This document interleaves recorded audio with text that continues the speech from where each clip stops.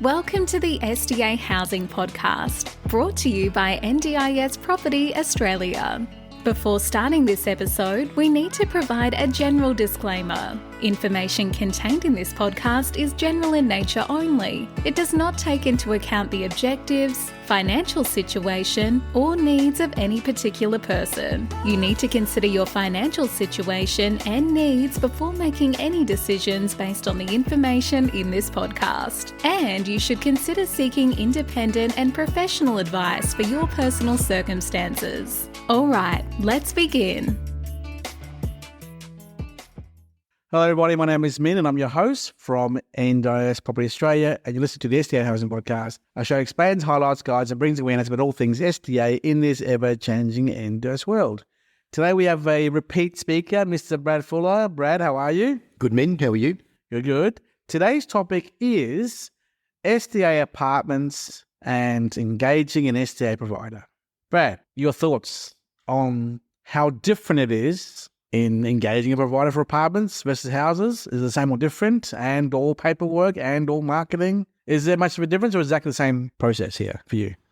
Look, generally, it's the same process because what we're concerned about is make sure we engage with the developer or the owner of the apartments early to make sure that the design is correct. And you've heard me before. I keep saying I'm like a broken record. Design, location, and of course, near some infrastructure that participants are going to need, making the house more desirable. Therefore, we want a design and a location that's very desirable for participants in an apartment. So the process is the same. We've certainly been engaged with developers who are building apartments, some where they're keeping, 15 apartments for themselves or 10 apartments. There's some rules around that and density rules in apartment buildings, which we can elaborate on if you want. But the process is pretty much the same. We have an engagement fee and then we look for participants for the next duration of the build, whether it's in a house 7 to 9 months, in an apartment, depending on the size of the building, it can be 2 years or even 3 years. I mean, some apartments are, 300 apartments and at, 35 SDAs would be the maximum, because we should probably deal with people may not know about the density rules that surround apartments. So originally, the NDIA did talk about a density rule for estates, like 10% of an estate. So 30 lots, only 3 SDA homes. They didn't know how to police that, so they never ever enforced it or made that a strict regulation. But in apartments, they have. So these are the rules for apartments. You can build up to 15 apartments. So I could build one building, 15 apartments, or up to 10, 7, 8. But once... If it's wholly all SDA, yes. That's correct. Only that. That's true. So I could build 5, I could build 10, I could build 15. However, if I wanted to have 16 SDA apartments, I would need to build 160 apartments, because after that right of use 15, there is a density rule which says only 10% of the building can be SDA. Now, further to that, there's another rule which says for every 10 apartments I have in an apartment building, I need a separate apartment for the OOA, the on-site overnight assistance. Now, that apartment does not need to be accessible like an OOA in a house that needs to be, like with wider doorways so the participant can access every area of the home. However, good practice says it should be accessible to allow for people with wheelchairs to come into the OOA office to visit and talk to, yes. True. And once again, we're talking about compliance versus fit for purpose. And so often you've heard me speak about that we can just build the minimum standard of compliance, but what we're always seeking is a higher standard to make a participant's life better in every way we can. And of course, it just seems common sense to me to make the apartment accessible for participants in every way.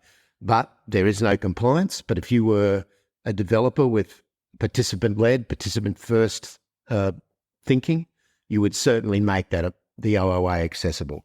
Now, if I built 15 apartments only, I would need 10 apartments per OOA. If I want an 11th apartment, I need a second OOA, because it's only up to 10 per OOA in an apartment building. So, if I had a 300 apartment building, the most I could have would be 30 SDA apartments. I would need 3 OOAs in that building to be compliant. Or what it means is I can't get funding for the OOA. So if you were an owner of an apartment in a building, if you don't have the OOA, you won't receive, if you look at the calculator, there's a drop-down box that says with OOA or without. You would have to tick without OOA if there wasn't one in the building. Now, of course, that means you miss out on the level of funding for that particular area, which could be, $5,000, $6,000, $7,000, depending on the location. So there are a couple of rules around apartments, but nevertheless, a lot of them are in centralised areas. There's certainly a need. Some participants prefer to sort of drop down the lift and be just like you or me and be straight into where the coffee shops and restaurants, the hospital's just down the road. There's good shopping, lots of flat concrete, easy accessible for wheelchairs. It's certainly a popular choice for participants. Yep. Now, the 10 plus 1 OOA used to be called, formerly known as the SDA concierge model. Let me read this out. It's a service delivery approach that provides an on-call and ad hoc support to residents of SDA. It involves having support staff available 24/7 to assist people with disabilities, allow them to live in the privacy of their own SDA while having access to tailored support when needed. Hence the reason why there's an OOA office downstairs in a separate apartment with the carer there. This model is designed to help SDA participants live independently by offering personalised assistance without the need for a traditional aged care model. In this model, the focus is on providing care and support services, and it does not typically include tenancy services, as these are often handled separately. So that was the old model. I think it's now called OSR, I think. Do you know the new term? The concierge is the old old concierge is definitely out. Yeah, out here, yeah. It wasn't a popular choice for participants either, because if you were in that building, sometimes that support working organisation or that SIL may not have suited the kind of care that a participant wanted. And as you know, choice and control, participants should be able to choose their carer. But in the past, sometimes there was a carer already in that building, and if you came to the building, you literally had to use those support workers or that SIL that was in there. However, there are many places where you can bring, you have every right to bring your own independent support workers and not use the SIL that's been allocated to the building. Now, sometimes, unfortunately, you might be prevented from being in that building because of some of the rules or contracts that have been placed into it. So that's something that participants are always wary of, is to check, what are the agreements that the SILs and SDAs have in that building, because there are many that might want to bring their own independent support workers to live in there. And that would be true choice and control, which is the primary mandate of the NDIS. Yep. Now, we've seen a lot of the 10 and 1 scenarios. Now we're seeing more of the 15 and 20 and 25 amount of apartments in a building. I'm seeing more of it now. Yeah, so there's some pretty big towers being built around the country. Sydney and Melbourne, yes. Sydney, Melbourne, I've heard of 6,000 apartments proposed for Perth, which seems extraordinary, but I'm yet to get that confirmed. But certainly in Sydney, Melbourne, Brisbane, Gold Coast, there are apartment buildings on the table that are tall towers. So, the density rule applies. 10% is the maximum that you can have in a building for NDIS, and you've just got to be conscious of the OOA per 10. So if we're looking at 20 or 25 or more, well, there's going to be at least there'll be more than one OOA apartment in the building.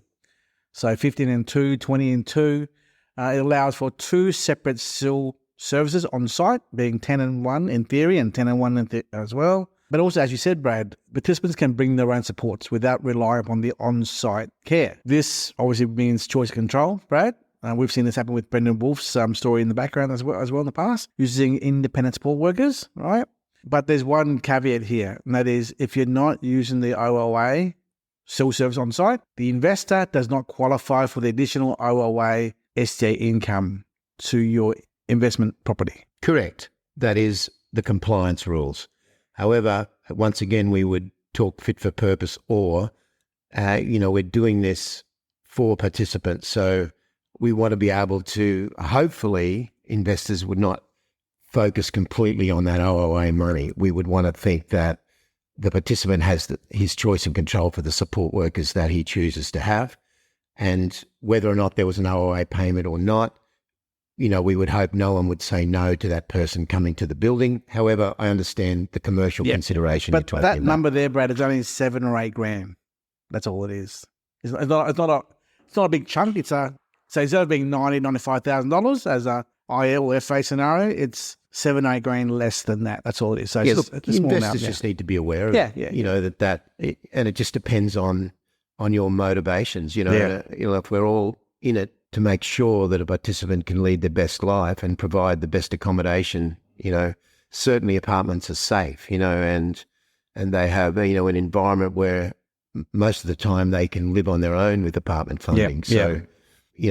We do know a lot of participants who would prefer to live on their own. It's sometimes they're just not funded to do that. So that's one factor there that investors should be aware of, Brad. Other factors are they may not want to use the on-site SIL service in the OOA there, and they'll bring their own supports from further out in the suburbs into this larger complex. Their choice, their control. However, on the flip side, that provider, business, and maybe a small business, and may not have the staff and resources to send their staff from their satellite office further out all the way into the city to provide that support to that location as well. So that's also another factor. Distance as well, Brad. Well, that's the logistics for the SIL business, so just like if anyone out there's got a business, you have to concern yourself with staff, the travel, whether you're in a trucking business or anywhere where there's vehicles and movement of staff around, you've got to be conscious of the costs of doing that. So look, these factors, I'm sure, play a role in a SIL making decisions about where they take houses. Yep. And in apartments, though, there is one good thing about that. If the SIL can be appointed to the building, they don't have that movement. If they can build and have enough participants that they can care for in that building, yes, all their staff is in the one place. So in some ways, the logistics of staff travelling, moving from house to house, 20, 30 minutes in the vehicle, don't apply in an apartment building. So for us as an SDA over a building, we're also looking over and sort of managing that process, working with the participants, collaborating with the SILs in agreements to make sure that, again, the participants' world is safe. Yep. It's a good environment for them. And part of that's us monitoring what the SILs do in the building. So, an SDA appointed to the building, then a SIL could be appointed to work out of the OOA. But technically, you could have multiple SILs doing that. It's just, it'd be like you running, 3 of your competitors out of the same office. It's probably not something that's anyone would be happy about. Exactly. On a side note, Brad, the word participant-led has been thrown around a lot in the past, in the market, full stop. The exception to that really is when it comes to apartments. And it's because apartment development sites takes acquisitions, DAs, BAs, construction, which takes 3, 4, 5, 6 years, right? So when it comes to houses, participant-led is very much an easier achievement, approach, delivery, because it's such a short window of construction delivery of 6 to 12 months. But when it comes to apartment sites, which are 400, 500, 600 high in the sky, it's 4 or 5 years. So the concept of participant-led doesn't really occur because the objective of the development site was to build 400 units, not to build 15 units for SDA. So the approach for marketing, procurement of participants, SDAs, by the provider is a little bit different, Brad. Wouldn't you agree? Because the housing procurement is different from the apartment procurement in terms of timeframes. Oh, sure. Look, I've got a deep history in apartments, as part of a company in Brisbane where we were marketed in the 2000s, a lot of the high rises in Brisbane. So I'm very aware of the timeframes. And I can remember, even the building Aurora, one of the tallest buildings, 67 levels at the time. I mean, we were talking to the developer in 2001, and the building didn't start till 2003 and didn't finish till 2006. So there's a long time frame for that. So, but still, it's very hard for someone to commit to an apartment if it's a 2-year or 3-year build, as some of these are, and still be there at the end. I mean, some may think that's the perfect location for them, and they might stay. Look, some developers choose not even to release their product till right at the end because of those long-term timeframes. They don't want to disappoint anybody, and maybe they'll wait. And I know there are a few developments out there, and it's really the choice of the developer what strategy they deploy, because in reality, a SIL or a participant that wants to live in that building really is probably going to make their final decision in the last few months of construction. That because you need a move-in date, like everything in our world as an SDA provider, is governed by the date. Our tenancy agreements, there's a date where they move in and start. So in COVID, I know that we've had so many dates shifted, and sometimes it hasn't been the fault of the builder. It's been the COVID implications on materials where we've had delayed finish dates. And look, some of the delays, as a lot of people listening to this podcast would know, it's not 1 month. Sometimes the builder will extend 2 months or 3 months, and then there'll be another extension. And of course, from our point is, if we're controlling the special disability accommodation, we've then got to go to a participant who might have said early, well, we'd love that house and that, but then 1 month, then another 2, then another 3 months delay. So everyone's lately, I know, has been going, will you show me that house finished? Let me know the completion date. And then we'll get all the paperwork done and start initiating our participants to move into that house.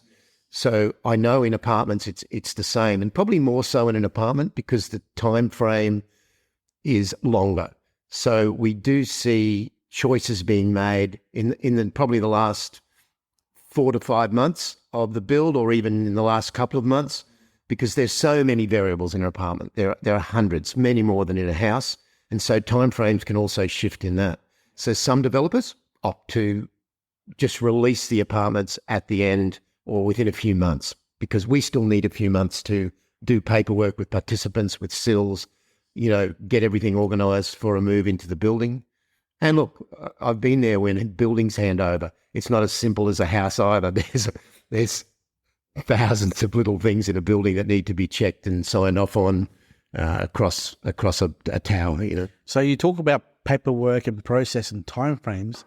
If I gave you 10 SDA apartments today, built, empty, brand new, what is the realistic timeframe that you'll be explaining to investors as to your paperwork, your engagement, your marketing, your procurement, the transition from where they are, them giving notice to their current landlords, them packing up, moving into the brand new apartment? What's that time frame that you think is reasonable, because it is the vacancy here, a vacancy period for the investor here, for an SDA provider with an apartment just finished? What are your thoughts? Well, that's a difficult question to try and nail down to a time frame. However, these are some of the restrictions that I can highlight for you. The enrolment process for a house or an apartment is we've had as long as 6 weeks, but it's hovering around this 4 to 6 week period. Now, that's something we can't control in SDA. We need information to send to the NDIS portal. We send it, and literally it sits in that black hole for 4 to 6 weeks. I don't know why, and I've tried to explain this to many of our investors. We have no control over that part. It's nearly like it's a giant in tray, and when yours gets to the bottom, it gets pulled out, it gets ticked, it comes back to our portal as approved, and then we have the ability then to invoice the NDIA for a tenant that has moved into that apartment. Now, we can't invoice until we've got that enrollment. Now, there's 4 to 6 weeks right there. It's probably about the same time. Is this enrollment after settlement? So strata title, council, call to settlement between developer and investors, settlement, and then you come in as the SDA provider to do the enrollments? Well, what we need is the certification documents. So what's critical for us, and it's critical for an investor or anybody who's the owner of the apartment, we have to supply, if it's in a personal name, there's some different rules. If it's in a personal name, we need a rates notice, because what the NDIA is looking for is to say, if we're going to provide funding, we need to know the address of the house. We need to know who the owner is, so we know that the owner of the property, so a rates notice will determine that, is the person that we'll be paying the money to when the SDA provider invoices. Now, if you're in a company or a trust, we need a little bit more information for that. We'll need, because there'll be a trust or a company name on the land title, so the NDIA just wants to draw a dot between, well, who's the real owner? Who's the person that owns that? So they'll want to see a directors and ASIC search to determine who that is. And if it's in a trust, they'll want to see, they don't want to know what's in the trust, but they'll want to see the front page and the signature page, so they can then tie a dot to, all right, Minley owns that trust, who owns that company, who is the person that owns and is responsible for purchasing this property. So we're happy to, when the SDA provider invoices for that company, we know it's going to a person and we know that person. So we put all that information down our portal and we wait. And it's one of the most frustrating times. And look, right across the board, it's not something that anybody can hurry up, and it's a problem. The NDIA is just slow to process. And I know that every SDA provider out there and is, frustrated over that timeline. However, we can't invoice the NDIA until we get that tick back from the NDIA to enable us to invoice. So even if we move someone in, yes, we could get the RRC component while they're in there, but we can't get you the SDA component because it's not approved, or what we call enrolled by the NDIA. So there's a delay. So if you came to me today, I'd have to get that information from you, confirm that you're the owner, put it down our portal, and there's 4 to 6 weeks right there. The other delays would be in our agreements with the SIL providers and the participants themselves. So we have 3 layers of agreements. We would have an agreement with the participant, which is an NDIS style agreement. We also have an agreement with the SIL, obviously, because they're in the house. We would have taken a head lease over the property and sublet to the participants. So we'd also have a third agreement with the participant, which would be, like a general tenancy agreement that you would sign with any tenant in any state. So from an investor's perspective, that takes time. And we're dealing with multiple organisations that might have to sign off on some of these agreements from the participants. In Queensland here, for instance, we might have to deal with government departments, including the public government or the public trustee, to get signed off on behalf of a participant where the public guardian is the guardian. There's no parents, or, they don't have the capacity to make decisions for themselves. These sort of influences can slow things down. So in asking for a definitive timeline, it is very, very difficult, because that process can happen quickly or it might take a couple of months. But I think if you if you said, Brad, here's your apartment today, it would probably only take a couple of days to get the information from you to put down the portal. So 4 to 6 weeks there. Whilst that's going on, we would, if we had a participant that was absolutely right there, just waiting for that apartment, then we could begin the agreements with that participant to get everything signed off, which, look, a realistic time frame to make all that happen is probably a month. In that would probably be quick. And then, of course, there's the logistics for the SIL provider or or support workers or OTs to arrange the transportation, the standard, the moving of everything, making sure the right equipment.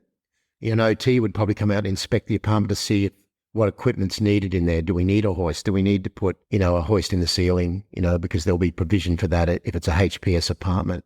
So there is a lot to do from a standing start, which is why, as you know, I like to get engaged 7 to 9 months when the slab's going down in a house, because that's about an easy time frame for us to match personalities. In apartments, though, it's usually one person.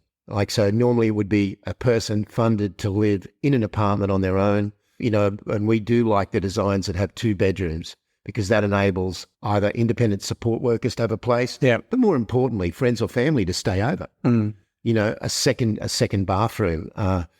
If the second room is ensuited, at least and it's a 2-way in there, so visitors don't have to use the bathroom of the participant. That's a very big dignity issue, which you've heard me talk about before. Same in houses, same in apartment. There are some underlying issues here that is privacy and dignity.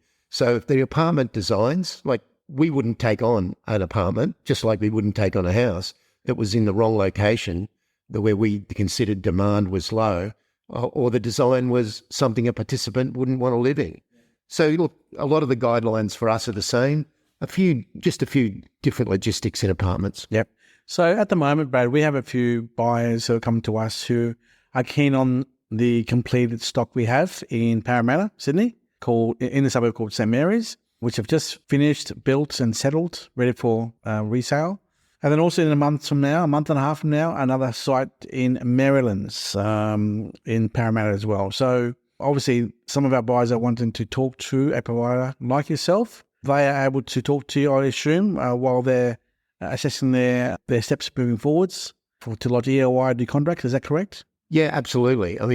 Everyone just needs to be informed of the process. So I know from speaking to hundreds and hundreds of investors, everyone wants to know the process. And I know that everyone wants to chase definitive timelines. But, of course, if it's like a builder saying, oh, we're going to finish your house in 7 months' time on the 5th of November, there's so much weather can get in the way. There's so many things that can get in our way that are not in our control. That's the best way to do it.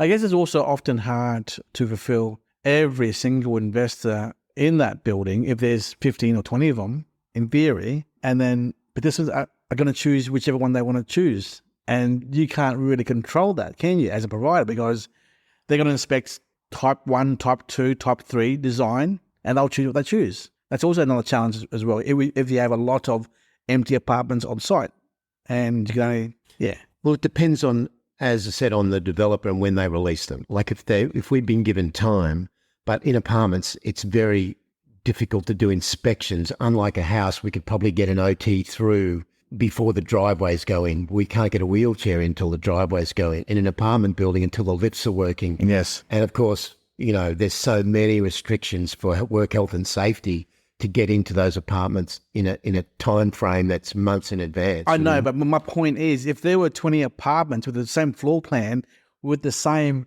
view and aspect, and investors want their apartment filled up as quickly as possible, it's hard. It's hard because there's so many available to rent on. Yeah, but you're assuming in that statement that there isn't demand in the area. So if there's plenty of demand, 20 may not be enough. Sure. So it's a little bit like, I don't think anybody builds an apartment building, whether it be for a disability, for able-bodied people, without doing their homework and understanding that there's demand in that area. Mm-hmm. I mean, we're not going to go and build a 20-story tower out at Kingaroy or Broken Hill, in the back blocks. There's due diligence that you would do, that you would only do that with that in mind. And I believe that those two sites, they're in Parramatta. I mean, I've had a look at them. The Westmead Hospital, it's the largest children's hospital in the Southern Hemisphere there. It is a massive hospital. If you look at it, you can nearly see it from Google Earth, from the space shuttle. If you look down on it, it is, 3 or 4 city blocks. It's a massive complex. I guess Sydney is a different market compared to the rest of what we're used to.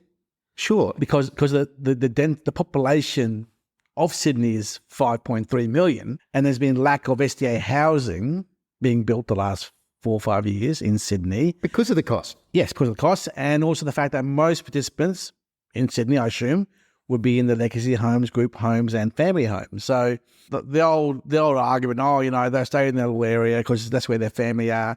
It may not be applicable because if they need to get out of their legacy or group home and they want to be on their own in an apartment 5 suburbs away, they'll choose to go that apartment. Sure, there are lots of factors which influence choice. I mean, just think of your own family or anybody making a choice to live. Now, remember, I've said before that participants don't have the restrictions that you and I do in terms of a budget. So they can go choose on how desirable the location and design are. But that hospital around that Parramatta region, that's a particularly big hotspot. I know that if we had apartments in that area, there is a high demand in Sydney anyway, but if you could come close to that hospital, which is obviously a great support for participants, it's got every kind of specialist, every piece of equipment that you would ever need for any kind of disability. It services them with a very high global standard. So that area around that hospital, within range of that, is a particularly large hotspot. And I've spoken to SILs there. I've spoken to people on the ground. Yeah. And let me tell you, everyone would say, and participants particularly, would probably move out of a house in a distant area in Sydney and come and live in an apartment that was located close to that Westmead Hospital. Yep. I mean, I speak from personal experience. I've lived in an apartment the last 15 years myself. I don't see myself moving back to the suburbs in a house. No. And that's just me. So everyone has their own lifestyle that they want to live. And here we are giving choice control. Because as Minister Bill Shorten said in the NDIS reboot back in December, Brad, what was his words? He said, his words were, if people don't want to live in a group home, they don't have to. They have the right to choose how they live and who they want to live with, which subtly is, you want to live how you live? Oh, look, sure. For every person who wants to live in an apartment, there's some people that would say, I never want to do that. And people with disability are the same. There's no difference for the way everybody chooses where they want to live. But of course, they have probably more influential factors to consider about servicing their disability. And as you know, being close to a hospital or shopping centres, transports, they are important influences on people. But look, no matter what the data says, even though the data in Sydney shows a lot of people needing housing there, I've spoken to participants and SILs on the ground there, and we believe that if there were apartments available in range of that hospital, what I'd be saying, only 20? Yeah. Only 20, me? Well, I've actually inspected that high-rise in Maryland's Parramatta there, next door to the train station, next door to the bus stop, next door to a shopping centre. City views of CBD Sydney, city views of Parramatta City, gorgeous, lovely. So that's a different kind of lifestyle in a high-rise than a 10-pack of SDA units in a little block somewhere in middle ring suburbs, obviously. So horses for courses, everyone will choose where they want to live, choose the kind of product they want to live in terms of the dwellings. But the process is still the same going to be. As an investor, you're going to engage a provider who will then help enroll your property into the portal or the NDIS and procure participants for your investment property, working in collaboration with the SIL provider, given the amenities of this location, and that's it. So the point being is, if you are an investor who is seeking the engagement of an SDA provider, Brad, you're saying right now it's very similar in process in terms of houses versus apartments, but some little subtle changes in terms of the nuances of the product itself being multiple in one building versus a house, multiple dwellings in a building is there as well. So any suggestions or feedback from you or advice to our listeners who are considering buying an apartment, particularly in Sydney, CBD or Melbourne, in their approach to the assessment of the product itself or how to approach an SDA provider, Brad? Oh, look, you can just give me a call. We can help direct you in the right places, that's for sure. But again, my mantra has always been desirability, location, design, and use the data that I provide that we drill down to make sure that we are only involving ourselves in dwellings that participants want to live in. That's the whole point of my existence is, we want to provide stable, safe environments. Now, whether that's a house or apartment, it's no different. But there is one nuance that's worth mentioning, and I did touch on it last time we talked about the NDIS independent review. And I listened back to that podcast, by the way, and I actually called it the NDIS the Royal Commission report, which we've been discussing that previously. So I confused some listeners, but the Royal Commission report's different from the independent review that came out in December. So I do apologise for that. However, it did hint in that independent review that there could be a new scenario where participants are simply funded, not in the categories of apartment or house or villa or, group home, that they might be just allocated funding based on their needs. And they could take that funding and choose whether they lived in a villa on their own or in a house on their own or in an apartment on their own or choose to live with other people. Some participants are very socialised and do want to have other people in the house to live with them. And just like everybody, some people would love to live on their own. So if they do go forward, and unfortunately, as I've always said, that's been such a vague report and we're still waiting on the government to come out and give some clarity on it. But it would be, I've spoken to some participants on this and they think it would be wonderful if they could take that allocated funding and then go and choose their dwelling. Now, where that impacts on apartments, Min, is previously, if you owned an apartment, you built that apartment or took that apartment on because of the NDIS funding levels were $100,000. And I've spoken on that myth of that higher level of funding at a base price of 123, which people just thought if you built that 2-bedroom apartment, you would automatically get that. That was not correct. And some of the marketers definitely got that wrong. That was really for the second room was mainly for something like a dialysis machine, for medical equipment, that you got that higher level funding, rarest of the rare. But it was 100. Now, if you claim the GST, it's about $90,000 is probably your net result on an apartment, because I would think most developers would be claiming the GST back on a tower. So if, let's say, the new benchmark on apartment is $90,000, and look, just quickly on a sideline of that, so I had a call the other day that said, they diluted the funding on apartments.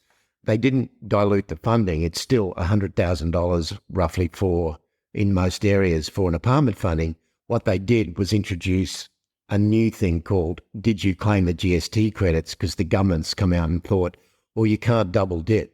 You can't claim the GST back, which can be significant in an apartment, and then get that sort of non-GST payment of $100,000 along the way. So it's a little bit tricky, but they didn't actually alter the funding because that's a legislative amount, but they did perhaps do something a little tricky and say, look, we think everyone's double dipping, and they did this. So imagine if you were a participant and you have been funded for $70,000, which would give you choice to live in a house, a 3-bedroom house, anywhere you wanted to choose one.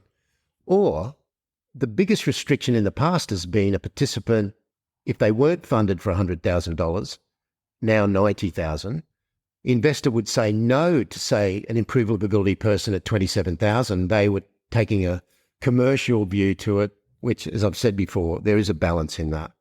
But now, what would an investor say if you were house funded for $90,000? I came to you as the apartment owner and said, look, I've got someone who would love to live on their own in your apartment. Their funding package is 90. Would you accept them into your home? Now, some participants don't even realise they have the ability to maybe do that. There are some SIL funding issues that need to be worked out through that as well. But wouldn't that be great for participants to have if that was true, and that what I'm interpreting out of that report isn't something vague, that was happening? I have spoken to a couple of participants about that, and they thought that would be true choice and control.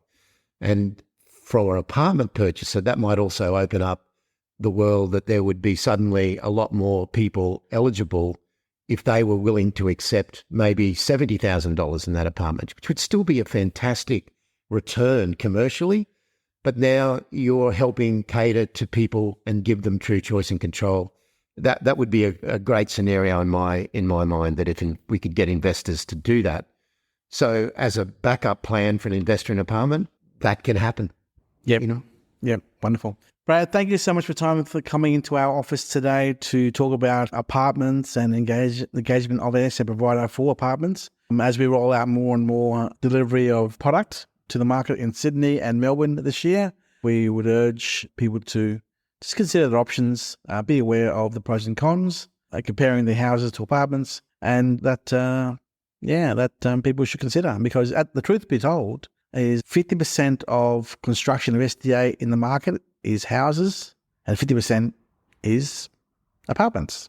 It'll be very interesting to see what happens when these larger towers start to be finished. There were a lot of apartments made early days, but unfortunately the developers were not well briefed, and they built studio-style tiny apartments, which is a reason a lot of apartments in Sydney are sitting vacant, because the design was not correct. They didn't see it through the eyes of the participant and build the correct thing. But now, given the advice, and I've been involved in a lot of discussions about design before the building's even gone to the draftsman or the engineers, we're now seeing apartments come out that are certainly more equipped, more fit for purpose. So it will be interesting to see, as they finalise, how this choice and control really pans out, if participants will choose that, and whether we can see willing investors to accept them into their homes, even if they don't have the full weight of the $90,000 funding.